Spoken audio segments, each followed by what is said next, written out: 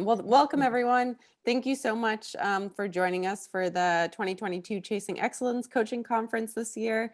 This is our last hour of sessions today. It's been super exciting. We have 800 people here this weekend. So thank you again for joining us and spreading this to all your boathouse too. There's a lot of athletes, assistant coaches, head coaches, so it's a really good range of people. But for our last session of the day, we have Abby Young. She's going to talk to us about habits. If you do have any questions, go ahead and put them in the Q&A throughout. And then if it pertains to what's happening right there, we'll go ahead and stop Abby and ask that. But Abby, other than that, I'm going to leave it to you. Yeah, thank you. So hi, everybody.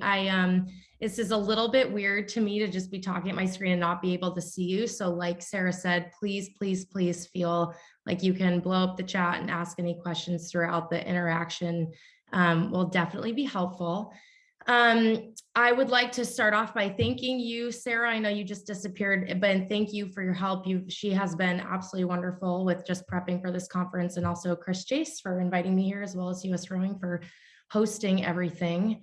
Okay, so those of you who are fans of Ted Lasso, I learned from that show recently, and then also a little bit before that. I'm on my second run through now, as well as an airline pilot on a recent flight of mine, that the best way to start a session or a talk like this is to tell a joke. Unfortunately for you all, I am not very funny, so you're just going to have to bear with me through this whole entire thing. While I'm giving a real introduction, what I would love for you guys to do is type into the chat the program that you're associated with, as well as your location. So I coach for Sarasota Crew, but I'm actually calling in from Connecticut right now. What squad you work with, maybe you work with everybody, and what your favorite habit that your team practices is. So it's a few things: what your program and your location is, what squad you're associated with the most, and what your favorite habit is that your team practices. And I'm going to kind of look through those as they come in. As for my introduction, I am the lead varsity girls coach down at Sarasota Crew. I also coach within the under-19 national team system. I started out as an athlete in the system. I then worked as an RA for 2016, 2017. I worked with the high performance group in 2018, coached the Canamex women in 2019, and then coached the Canamex and selection development men in 2021. Some of you might be wondering, like, why on earth I would be qualified to be giving a talk on habits. I'm not entirely sure that I am, but I can tell you that I am currently doing a master's program through the University of Pennsylvania in applied positive psychology. So I came to this program through a couple of recommendations of people specifically that recommended this. And we study in the field of positive psychology, human flourishing and what makes people thrive. Obviously, you can imagine that the tie to habits is very strong, as well as topics like grit, which I'm speaking about tomorrow. We talk a lot about optimism and resilience, positive emotions, and things like that. So I am total geek for all of these things. If anybody ever wants to have a conversation about any of the things I just rattled off, please reach out to me. I would absolutely love to chat about anything. It's nice to see everybody's things coming in.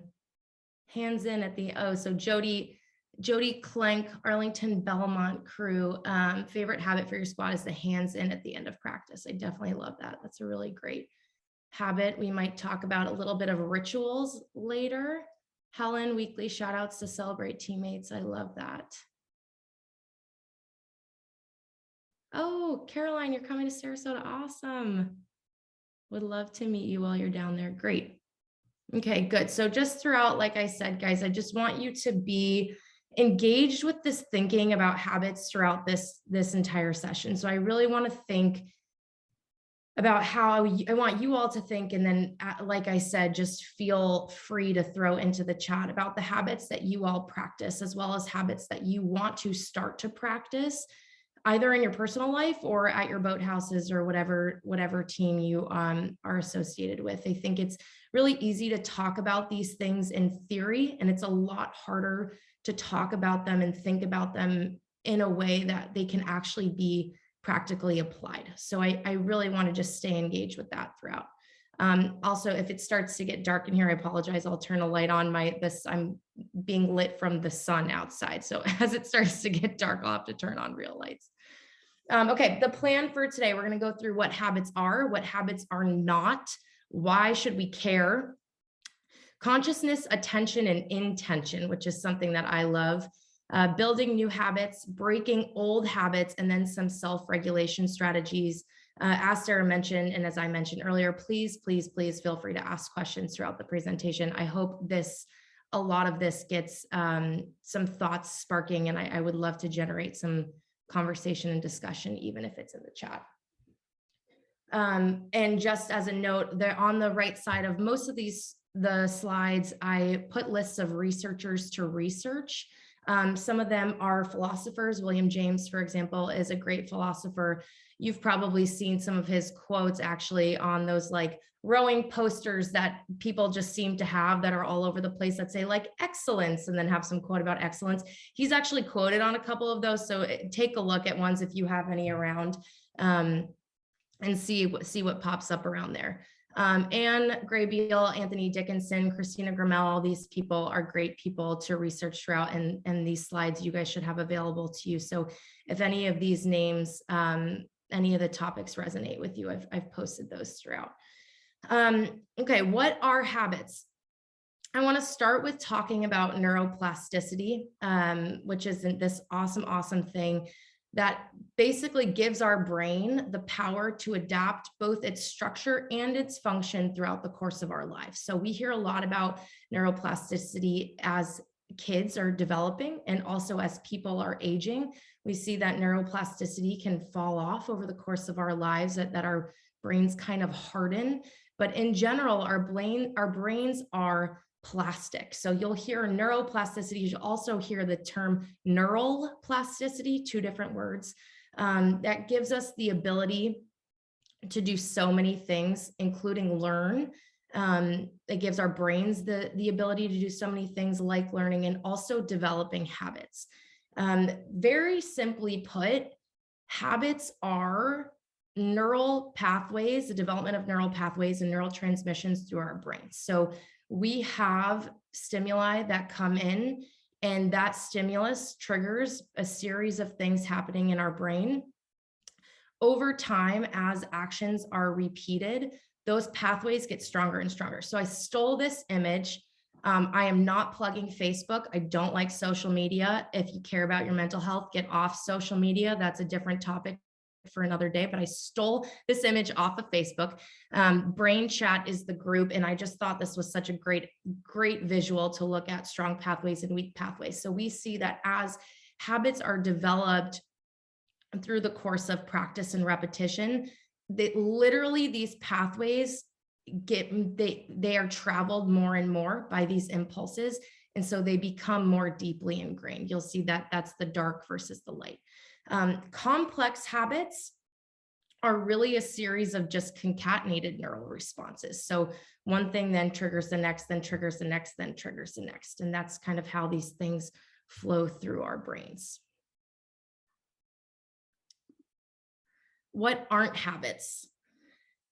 This is where things kind of get nuanced and interesting. So if anybody does not like something that I say, please post a comment in the chat or ask a question about it, because this gets a little bit gray.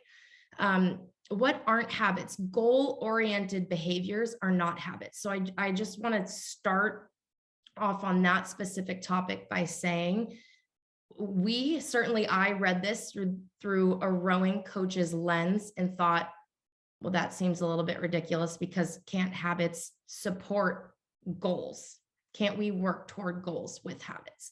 That is not what researchers refer to as goal-oriented behavior. So that's why I put these little words underneath it, the learning versus habitual and intentional versus automatic. So think of goal-oriented behaviors during this session instead as actions that are intentional. So we think of habits as actions that are habitual, obviously, actions that are automatic, actions that are subconscious. Goal-oriented actions are actions that are intentional. They happen a lot when we are learning new things. It's something that we have to think about and have to apply our brains to. Anne Grabiel, in this piece that's cited at the bottom, she describes the work of Anthony Dickinson, who did, he has a bunch of different publications that have come out on the development really of habits and this transition from action outcome to stimulus response. And she summarizes his work really, really nicely. So that's a great, the citation that's at the bottom is a great piece to read through if you're curious about this. Action outcome behaviors, AO, as Dickinson refers to them, are goal-oriented behaviors. These are behaviors that we perform with a specific outcome in mind. Eventually, these action outcome behaviors progress into stimulus response, the SR behaviors, through repetition of action, even as desired outcome diminishes. So hope most people are familiar with the concept of Pavlov's dog, this idea of like training dogs, right? They perform a certain action, they get rewarded for these things. Humans work in similar ways to that. And people have studied how even in the absence of these rewards, even as the rewards diminish, these actions are still performed. So over time, the action outcome, the intentional behaviors that are done consciously because we're learning, eventually progress into stimulus response behaviors, these actions that are automatic and habitual. Christina Grimmel and her team then did some research on switching behaviors between goal-oriented and habits. So the interesting thing that they point out is that we, at any given point in time, are using both habitual and goal-oriented behaviors. So we are both functioning consciously and unconsciously at the same time. So her team found that the orbital frontal cortex, OFC, is crucial in executing goal-directed behaviors. So that's kind of what modulates all of those behaviors for us. And they did research into endocannabinoids and found that they temper the orbital frontal cortex such that the behaviors that are executed under the presence of endocannabinoids become those that are habitual. So not that behaviors are trained to be habitual, but that we will switch from goal-directed to habitual behaviors. I know this is like super heavy in the neuroscience, but I'm a little bit of a geek for these things. And that's as deep as we'll go. But again, I've got this list over here if anybody wants to dive a little bit deeper. Okay, habits are also not skills. So truth be told, while reading some of the literature on this, I was like, wow, is the rowing stroke habitual? Like, can it be that easy? And then I found this piece that was written by Trevor Robbins, and some of his colleagues. And they talk about how skills are not habits. And then I asked the question, can they be habitual? So skills we think of as training of precise movements, during these complex behaviors, right? Especially if we think about it in the context of rowing, we think about, the researchers have shown that the initiation of behavior can differ, meaning that skills are not necessarily habitual. So I talk about stimulus response being the basis of habits. Stimuli need to be specific in order to then produce a specific response. So with skills, the stimuli that are provoking the action of the skill are not necessarily the same all the time. So we think about skills, and this is the second bullet point, they can be initiated because of specific stimuli, or they can be initiated because of their relation to future results. So obviously we are conscious of the fact that as I perform a specific skill, it could evoke a specific result in the future. That is not the same thing as a habit, right? Habit is a little bit more cause the stimulus and then affect the behavior versus the relation to future results. So while there is overlap between skills and habits, they are not necessarily the same thing. The complex sequence of skills I think about this of rowing and then how complicated it gets because what we do is so cyclical.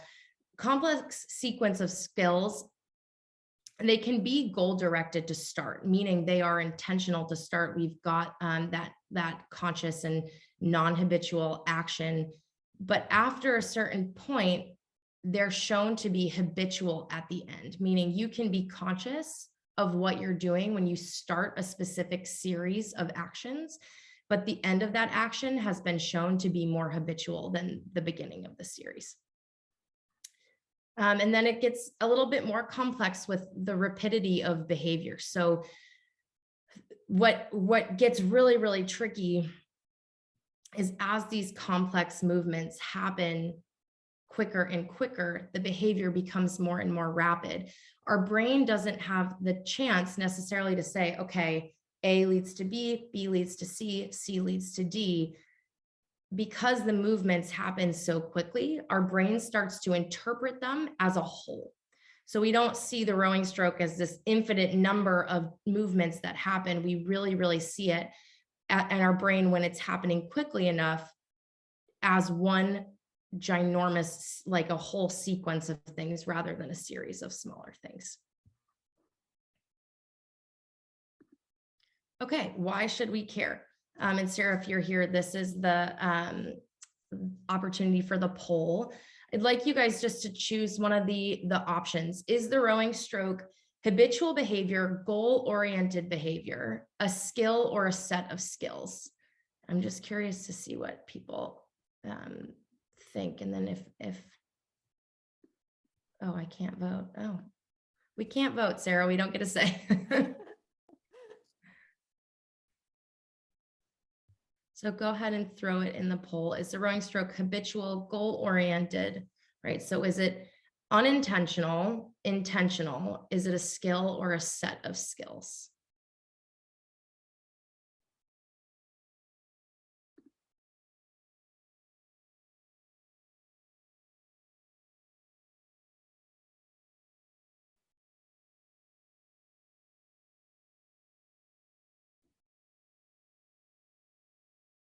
And I can't necessarily see answers flowing in, Sarah. So if you have a sense of that and can.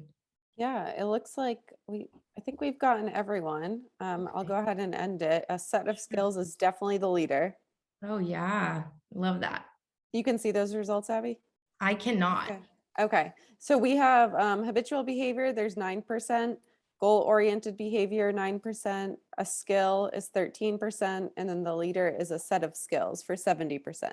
Okay, awesome. So people that chose a set of skills, just throw, oh, now I can see it. Awesome. Okay, I want to go with a set of skills. People, looks like there were 16 of you that selected that option. Just go ahead and throw in the chat if you can a description of why that is your choice. Like argue that just as briefly as you can. And then I'm curious if people from the habitual, goal-oriented, or skill, so the first three options, want to give a little bit description as to why they selected that, please throw that in there too. But just indicate before you do that which answer you chose. I think we can say that the jury is still out on this. So I'm curious to see what.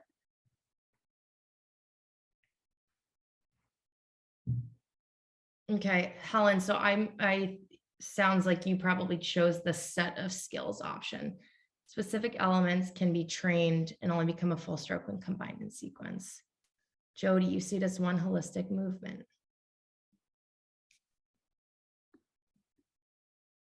Looks like David agrees with Jody. Awesome. Great. Okay, so like I said, I definitely think the jury's still out on this. I think it's worth considering and thinking about.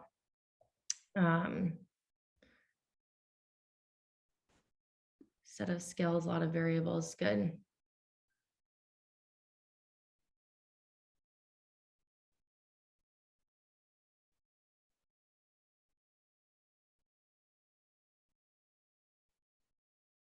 Oh, good, Ethan. Okay, so you think it evolves over time.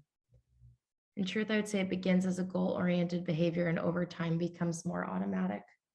Yeah, great. So just for thinking about, I think in having conversations like this, and it seems a little bit theoretical, and this is part of the why should we care, but in the process of putting this presentation together, I came to that whole like, where do we draw the line question, right? Like, and I think that's something that comes up just often in life, this like, well, in these nuances, where do we consider it one, like, right, if I were to ask you, Ethan, and probe into that a little bit more, like, when do you think we transition from being goal oriented to habitual? The answer is probably we don't know, right? The answer is probably something like it changes for everybody because we're all individuals. But I think it's helpful to think of these things, um, mainly because the implication is that, well, we train them differently, right? I think that's like what we're getting here. Maybe why some of you are here today is to find out, okay, we train habits different than we train skills. We train we train goal oriented behavior different than we train skills. We train skills differently than we would train a set of skills, and understanding what we're dealing with and when probably is helpful in the way that we coach, and the way that we think about these things. So some other questions to think about. We don't necessarily need to keep diving into the chat with it, but where else in rowing might this distinction be an issue? Where else might we kind of find this tension of, okay, is this habit or is this goal oriented behavior? Is this a skill set or is it a specific skill?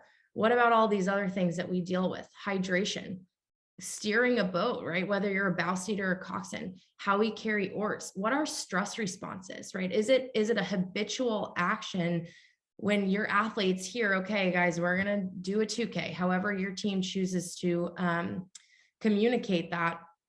What is the stress response? Is the stress response, in fact, a habit? And can we change that habit? How we warm up. I saw in the chat that some of your favorite habits are how you warm up. And it's helpful to think of these things. I think the good news is we have control over all of them. We can control habits. We can control goal-oriented behavior. We certainly can control skills or sets of skills. And that's a good thing. Another question just to think about, and if people, again, want to throw thoughts or anything like that in the chat, please feel free. What in rowing might we be able to argue is strictly habitual? So if we can argue, I think, Ethan, you said you would choose habitual. Obviously, I think there was one other person that would say the same. What else is there that we can argue is strictly habitual when we think about the smallest of our behaviors? This example of how we carry oars. Can we argue that that's strictly habitual? Is it a skill at some level? Is it a goal-oriented behavior, right? Like, is there intention behind why we carry oars? Is it always that way? I think it's safe to say that we could break everything down into the smallest components and consider these things, and then consider how we train them and how we coach them in a real way. Okay, consciousness, attention, and intention. So forgive me, this is going to get a little bit philosophical, but I think it's, we talk a lot about kids these days, right? And their lack of attention to things. And again, I am remain to be unconvinced that getting rid of social media wouldn't fix so many of the problems that we have. But we talk a lot about their attention and a lot about what we bring into our consciousness, and it does affect. And obviously, this is directed toward coaching adolescents, but truthfully, like, we as adults experience a lot of the same challenges. So in my master's program, I was lucky enough to attend a summit in October, which unfortunately interfered with the head of the Charles, but it meant getting some great insights from some really great people. This woman, Wendy Wood, whose research we'll look into a little bit later, actually on the next slide, she has a great piece on building new habits and breaking old habits. Gave us this quote: habits are not accessible to our consciousness. And we know this to be true. Habits are unconscious behaviors that are unintentional. this other guy whose name looks a little bit intimidating. He went by Mike. He actually unfortunately just passed away. Mike, his last name is Cheek Sent Me High, is basically the father of flow. So if anyone is familiar with the concept of flow, this idea that we can be in a state where our actions are really effortless, and people have probably heard to it referred to in the context of when challenges align almost exactly with your skill set. So when you feel like you're not so bored that your skills overpower the challenge, and the challenge is not so great that it overpowers your skills, but you're in that state of engagement, this state of flow. Mike Cheek Sent Me High is really the father of that. So he himself is a psychologist, but also like wrote this beautiful book on flow that at times feels very philosophical. These are some quotes that I pulled from his book. The function of consciousness to represent information about what is happening outside and inside the organism in such a way that it can be evaluated and acted upon by the body. We may call intentions the force that keeps information in consciousness ordered. And information enters consciousness either because we intend to focus attention on it, or as a result of attentional habits based on biological or social instructions. So while Wood argues that habits are not accessible to our consciousness, Cheek Sent Me High argues that habits can in fact steer the attention we need to direct our consciousness, that we can make our attention and things to which we pay attention habitual. And consciousness is ultimately necessary to generate new habits. We need consciousness, which is directed by both attention and intention, to generate these new habits. And ironically, the ultimate goal of habits, the ultimate good that they do, is that they then free up our attention and consciousness so they can be directed somewhere else, right? So I sometimes do my best thinking when I'm brushing my teeth. Brushing my teeth does not take a whole lot of cognitive effort at this point in my life. I'm sure it did at some point. Maybe if I switched to my left hand, it would. But on a daily basis, some of my best thinking happens, or even like making my bed, doing the dishes, which probably should not be doing when I'm brushing my teeth. But this idea that brushing my teeth has become so habitual that I have freed up attention and consciousness to be directed at some things that might take more attention and consciousness themselves.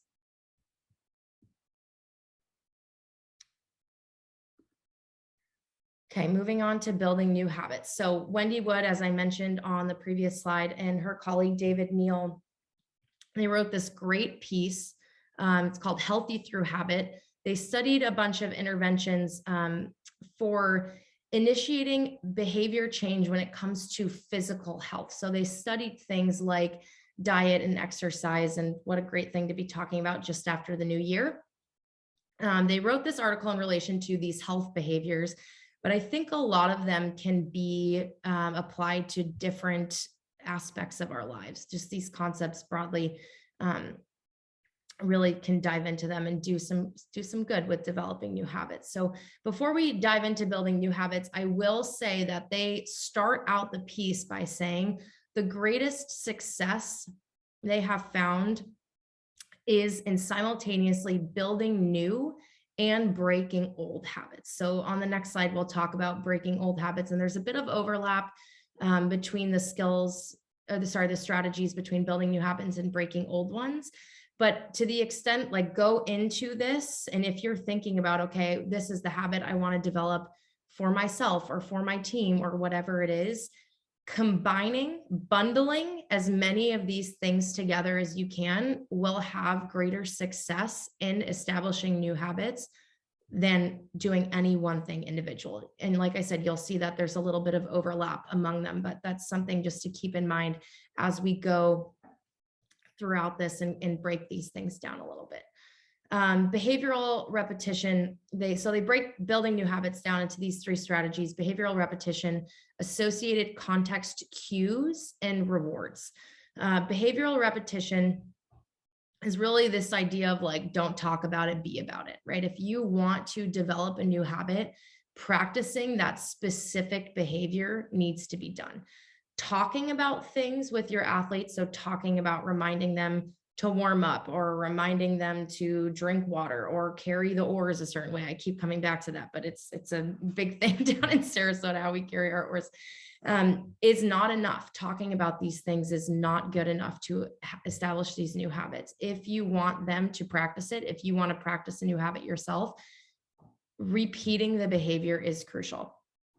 They found, what Anil found, that the most effective way to repeat these behaviors is through longer and more repetitions. So rather than doing shorter and fewer, they think about it in terms of interventions, right? So a reminder that this was all framed with health behavior change. So if they're talking about in terms of like going to the gym or eating well, things like this, where you can apply longer and more interventions of these habits, that will be more effective than using shorter and fewer, right? So what that means basically is, okay, if you're going to start practicing a behavior, do it for a long time. If it falls off, fine. Come back to it, right? Practice it more frequently. Don't have it be short bursts of, okay, try this, try this, try this, because it's less likely to stick. Associated context cues. So think about them as the cues that are around you, right? The specific stimuli, we come back to that, the specific stimuli that are around you that are going to eventually, hopefully, trigger these new habitual behaviors. So these context cues need to be stable. Practicing a specific behavior at the same time, in the same place, with the same prior actions, or with the same other people around, other people involved, is crucial to having these context cues stick. So we think about, okay, at 4 o'clock every single day, my athletes meet in the same spot together. Before they meet in the same spot, they do some core work together in that very same spot. And that is really the habit that we pick up at the same time every single day. Maintaining stability of those context cues is crucial. Implementation plans. Intentions. So if you actually have people state their intentions, they are more likely to follow through with implementing these things. I have found through, we do some interventions of our own. We practice some of these interventions through my master's program, and have found that accountability partners, like doing these things with someone, or even just having someone to whom you're reporting, helps a lot. So you state your intention out loud to this other person is incredibly helpful with following through with this plan. This will increase the probability people will practice the intention at all. It also requires the intention to be stable. So research has shown that intentions that are more intrinsically motivated, so those that are determined by the person that is practicing these behaviors, will be more stable. If someone goes from saying, I'm going to practice behavior A to practicing behavior B, the instability in that implementation intention will basically negate the practice of this behavior and the establishment of the behavior. Piggybacking. This is something that I love and think about often. Is the concept of tying a target habit to an existing habit. So you can think of it as coupling behaviors, right? So the example, I think that what Anil give, we come back to brushing our teeth for some reason that is salient to me today.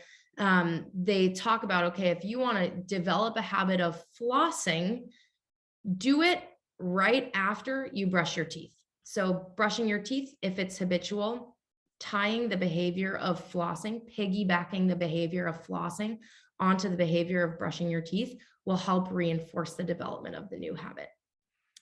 This again requires stability of that initial cue, right? So if I am not good at brushing my teeth every single day, I don't have that initial cue to then piggyback the flossing onto it. Rewards. And I just want to check in with the chat a little bit. I love the practice makes permanent. Flow sounds a bit like moving meditation. Yes, Jody. And if you've got interest in that, I would love for you to read Cheek Sent Me High's book, because there is some good overlap. There's some good literature between talking about meditation and flow and how the states are really similar. Okay, rewards get really interesting. So rewards can be internal or external. So think about it as internal satisfaction or social approval. It doesn't actually matter if the rewards that are being given in response to the development of these new habits. Again, so we're thinking about the action outcome stage during this. Rewards can be especially helpful during that stage of habit formation, where the reward can ultimately serve as the outcome. So like I said, the reward can be internal or external.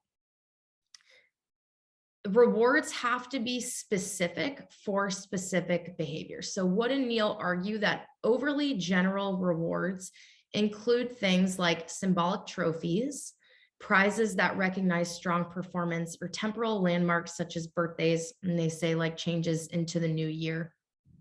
Those rewards are too broad. So if you think about things like, okay, we're going to give a prize to participation, right? That's not like sound familiar. That's not going to be strong enough to reward a specific behavior. So the specificity of the reward needs to mimic that of the behavior.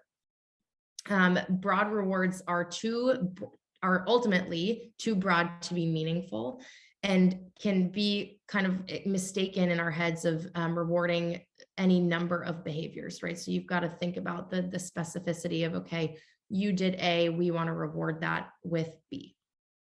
Rewards should also be inconsistent. This I found to be really, really fascinating with reading this the first time. Consistent rewards are not going to work in the long run because the behavior becomes so tied to them that it will stop when the reward stops.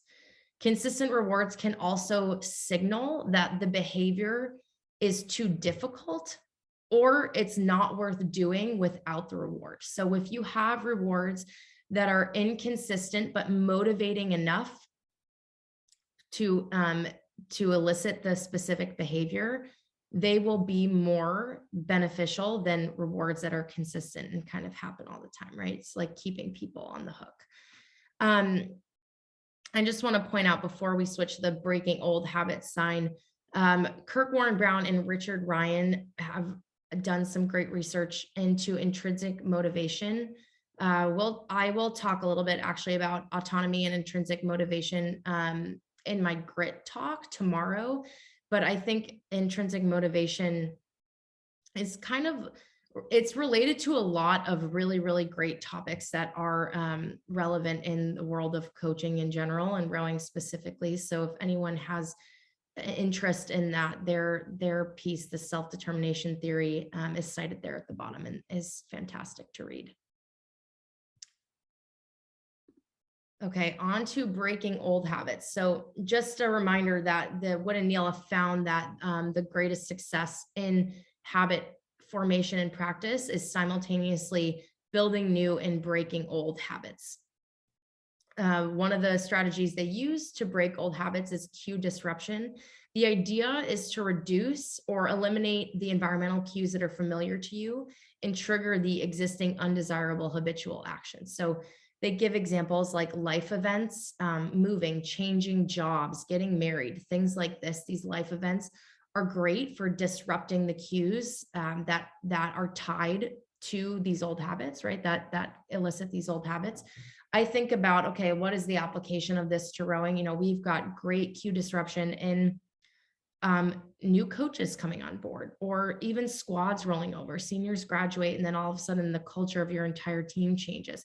New assistant coaches or new head coaches or new directors coming in, things like this that kind of give this natural opportunity to form new cues or to disrupt old cues, even if it feels like they're not really tied to each other. The newness of the environment creates a really great opportunity to disrupt those old cues. Otherwise, where the life events are not possible, eliminating cues in your environment is really, really helpful. So literally, like, I love dark chocolate covered almonds. If I keep dark chocolate covered almonds in my freezer, every time I open my freezer, I will eat a dark chocolate covered almond. If I want to get rid of this habit of eating dark chocolate covered almonds, I'm not going to put them in my freezer, right? Seems simple, but it's that type of cue disruption that comes in and allows those old habits to be broken. Timing does matter in this case, especially in the cases of these life events, right? These transitions into new phases and things. Don't wait so long that unintentional habits or even routines start to form in place of the new intentional habits that you want to be in that place. Environmental reengineering, the second strategy of breaking old habits, it includes cue disruption. So we think in terms of adding behavioral friction for the old undesirable habits, right? Taking the chocolate covered almonds out of the freezer, or reducing behavioral friction for new desirable habits. I put apples on my counter, right? If we're trying to sub out cues for the old habits with cues for new habits, that's what that environmental reengineering is. I think a lot of the time, the reason why practicing new habits fails is because we fail to understand just how many things in our lives we need to adapt in order to support that new habit, right? People have these ideas of, okay, I'm going to wake up and work out every single morning. Well, that's great. Waking up and working out every single morning a lot of times also requires you to change your bedtime routine, right? Getting to bed on time. And then what does that back up? When are you eating dinner? What are you eating for dinner? What time are you getting to bed? Are you on a screen before you go to bed? These types of environmental factors that then contribute to the behaviors and either development of them or the reduction of them. Vigilant monitoring, it capitalizes on our awareness and consciousness. So we come back to that attention, intention, and consciousness that we spoke about a few slides ago. Vigilant monitoring takes, it uses awareness and consciousness in order to bring attention to the old habits. So the idea here with vigilant monitoring is to increase your awareness of negative cues or to use your awareness of these negative cues and then give you the opportunity to block these habits and behaviors before it happens, right? This is the cognitive control that comes in. If you're anticipating, you're monitoring your environment for these different cues that are around you, your cognitive control can then allow you to block the effects of them before you start to follow through on that undesirable behavior.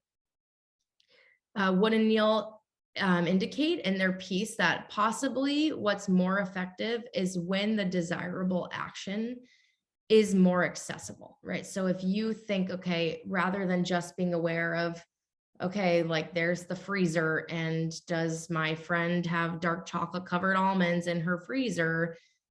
Rather than being only aware of that, it's also helpful to be aware of, okay, but she also has grapes in the fridge, right? Having that easy substitution that's there. And then that second note, bonus and the bonus, bundling 2 or 3 of the breaking old habit strategies together is great for breaking old habits. Reshaping habits entirely is great when you're bundling the 2 or 3 of the breaking old habit strategies with strategies for building new habits that are found on the previous slide.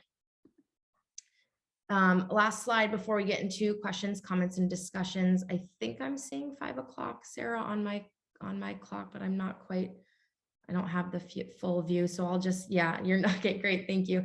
I do want to leave some time for that. So the self-regulation strategies, Angela Duckworth, who is just brilliant, really. And I will talk about a lot tomorrow again in the talk on grit. She has dedicated her life to using psychology to help kids. And I love that. She herself is a former and current, former teacher, current professor. She has really dedicated her psychological research to studying grit. She and her team, some of whom are listed here on the researchers to research, list have studied these concepts of mental contrasting and implementation intentions in order to increase self-discipline in adolescence. So they use mental contrasting and implementation intentions as self-regulation strategies, and they studied them in relation to how they help build self-discipline in adolescence. The way that they presented these strategies is in the context of goal setting and goal pursuit. But as I was thinking through this presentation, I really was triggered by a lot of the overlap that exists with practicing and building new habits and breaking old habits. So mental contrasting is the strategy of acknowledging and anticipating realistic limitations, and doing so is where recognizing the obstacles is really where the contrast arises. So if we think about what we want our future desired outcome to be, what's important is to acknowledge different obstacles that are going to get in the way of that, right? So we need to be really thinking about those and anticipating those before they come on, because we will be more likely to overcome them if they are anticipated. Mental contrasting can be applied to both building new habits and breaking old ones, right? What is going to get in the way of me practicing this new habit, and what is going to get in the way of me breaking this old habit? Implementation intentions are include planning what actions we'll take when a goal relevant opportunity presents itself. So that's the language that they use, a goal relevant opportunity. In the context of habits, goal relevant opportunities may present themselves in relation to habit building or breaking, right? So we think about, okay, I might be trying to go for establishing this new habit.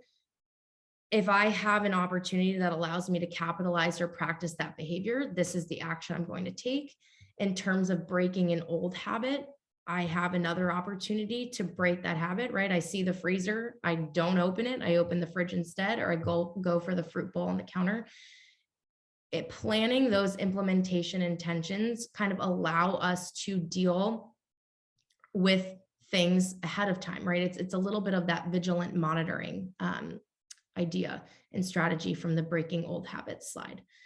Practicing the two together, so practicing mental contrasting and implementation intentions, can lead to a lot more resilience within habit formation or destruction. So it's a lot easier for us to give up when we experience friction with practicing new habits, right? When that negative cue comes into play, and now we're kind of dealing with like, okay, there's chocolate in the freezer, what am I going to do about it?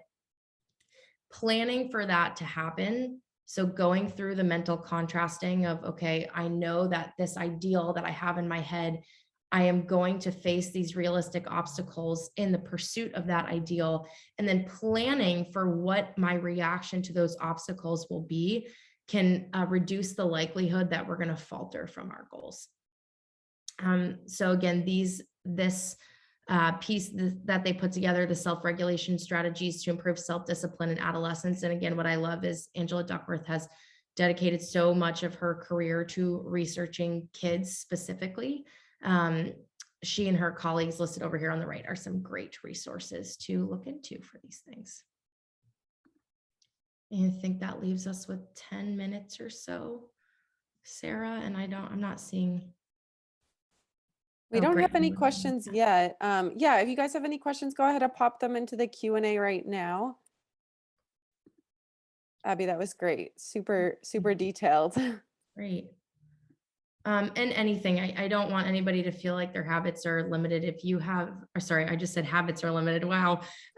Your questions are limited is what I meant to say. If anything along, or you want to go back to a specific slide or anything like that, anything along the way kind of provoked a thought that's related or unrelated to habits, please just throw it in here. Awesome. We do have one. What do you think are important habits to have as a rower? Oh, that's a good, oh my God, that's a good question. I mean, I think like what I name them, right? I think there are so many things you can start with your most basically like waking up in the morning, right? Like what you do when you wake up in the morning. So if I could answer this question like as what I wish I did when I was a rower, I wish I woke up every morning and meditated when I was an athlete. I wish that was a practice that I had. I wish that I had practiced positive self-talk when I was an athlete. I wish that I had a habit of making sure that I was reaching out to teammates on a daily basis and checking in with them about what their things were. I wish I had stretched more. I wish that I was had better habits with hydration. I wish I had better habits with nutrition. I wish I had better study habits, right? Like that kind of life balance of, okay, I'm at school, right? Like, and I'm sitting in the library until 2 o'clock in the morning, and then I have to wake up and go do 90 minutes on the erg in 4 hours. Like that, the habit of what I'm doing when I'm studying or how I'm fueling myself, the way that I'm resting. Like, I think you can find that every corner of your life, there's some habit that would ultimately come back and support being a successful rower. Definitely. Okay, we got quite a few in here now. Oh, It's worth commenting. Michelle is blown away. She loves all no. this information and she's going to be Oh, hunting you down in Sarasota. oh, So please do. You'll either um, find me at the boathouse or on Siesta Beach. So look in those two places and I'm bound to be in one of them. Jody saying, as a novice coach, most of the habits I try to engender in my athletes relate to culture and personal interaction rather than rowing. Jody, please come to my grit talk tomorrow and stay tuned. And if you're interested, I'd love to have um, a chat about that in general. I, as a coach and former athlete, culture is the thing that I'm really most passionate about. And it's what drew me to the field of positive psychology in the first place. And I could talk about days and days for it. Oh, nice. Great. So I will see you tomorrow. Um, Awesome. And Abby, good. do you mind if I can put your email in here if people Oh, have follow-up here, questions? there's Yeah, my Sarasota email perfect. address. And yes, you guys are welcome to email me. I Perfect. resisted giving out my phone number because like I'm trying it's so hard to get off my screen. It's really I will not ever give up on this, but I'm on a kick trying to convince all my athletes to delete social media. I just like get off your screens as much as you can. But um please do. I will be very responsive to email and would love to chat about everything. Thank you. Okay, I'm gonna hop to Q&A. There's a few in here and a few more in chat. Adam says, let's say a coach would like to have his rowing athletes be more attentive and focused during practice. Prior to this presentation, I would have said that this would happen by the creation of better practice habits. I do not know what this would be, but perhaps more skill development. Please help. Adam, that's a great question. So meditation. So two things, and I'm going to keep saying it, get them off their phones. Like as soon as they show up at practice, have them be super present in your practice environment. Like all that external stuff, get them off of it. I have found that having like I said, I coach varsity girls and I've got some experience with coaching men, like high school boys as well.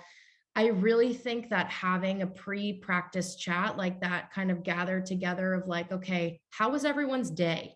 Like what, like literally, and I know like you ask, what did you learn in school? And they're all like, nothing, like it happens, but having those moments of gathering them together and really bringing them present, I have found helps them be a lot more engaged. I also have done things like I'll do tech talks or erg demos at the beginning of practice, right? Like that transition. I think the transition from school and homework or whatever they're doing into practice mode is a really, really important time.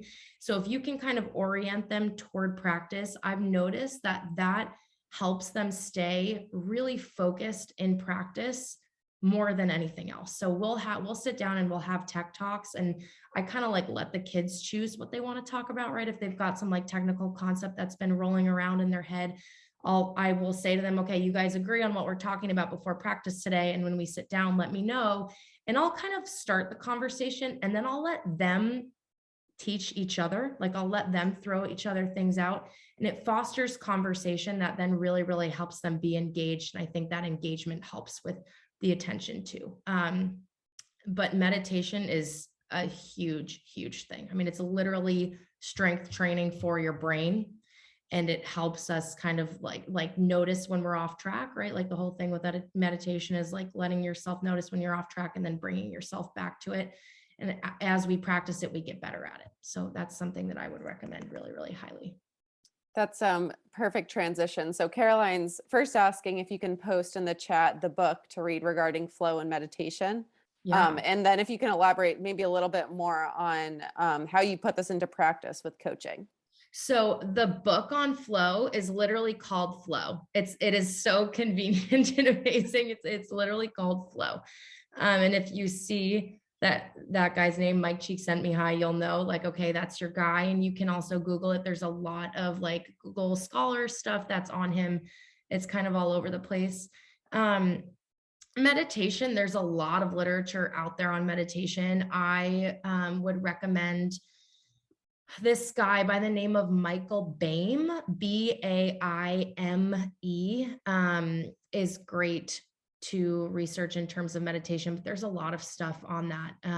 And I would just say, in kind of that regard, like I use the Headspace app, it's on my phone, and I really like it. There's also some great resources online for meditation, like body scan meditations, which I have not implemented in practice yet, but when I did it myself, really found that I was a lot more in tune, like physically with my body, and thought that that might be a great thing to do before practice. Is doesn't even need to be lying down, right? It could be sitting, it can be standing, kind of like running through the practice of like, okay, go from head to toe.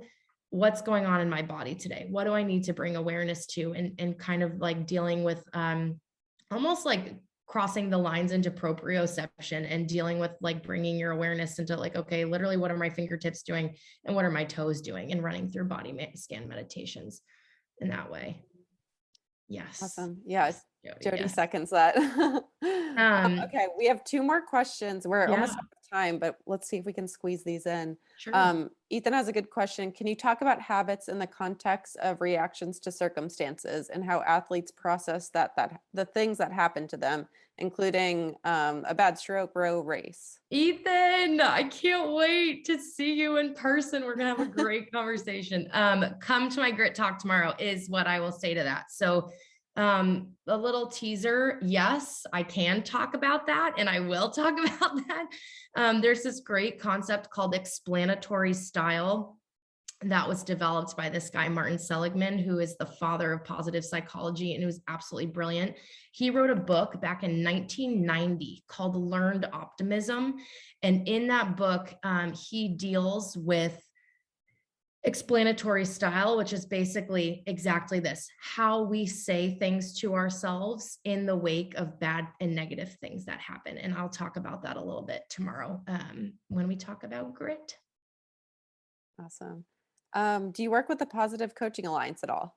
I do not, but I have heard about it. And the great news, Jody, is I'm going into spring semester of this master's program, and we are doing we have got an entire class dedicated to positive education, and then also it's got its roots in positive coaching too. So the Positive Coaching Alliance is not something I'm specifically familiar with, but it's kind of it's in what we call in my program the parking lot, like things that we are going to get to after we finish this program. It is on the list in there. Awesome. Well, that was the last question. That was phenomenal. Abby, thank you so much. And as Abby mentioned, tomorrow there's another talk, so be sure to join us there. And I think, Abby, we have a long list of potential topics for this coming year for future Great. webinars. I would love this it. is I'm great. I'm crazy about it. But thank you guys so much for being here. Please, please, please do email me. I am so happy to talk and so happy and to just kind of flesh out some of these things, as unfamiliar as they feel. Like I think we learn a lot from each other. And so I would love to just continue chatting with you guys about them. Awesome. Well, thank you guys so much. Again, all these recordings are going to be posted on Sketch in 1 week. So give us a few days to get those edited. Otherwise, we're going to see you bright and early tomorrow at 9:30 for Dr. Kleshnev.